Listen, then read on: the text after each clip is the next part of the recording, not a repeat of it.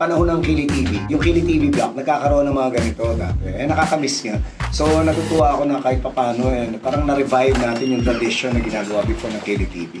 This time around, mga game shows at saka comedy shows ang magsasanib Pwersa. So, kasama ako sa dalawang medyo matinding contender.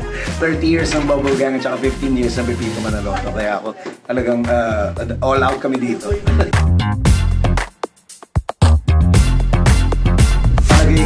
I-compare ko siya sa isang character na ginagawa ko, si Tatalino. Very wise na siya at marami na siya pinagdaan ng iba't ibang era ng types of comedy, yung style ng pagka-comedy, and ito yung pinaka-challenging na era sa kanya.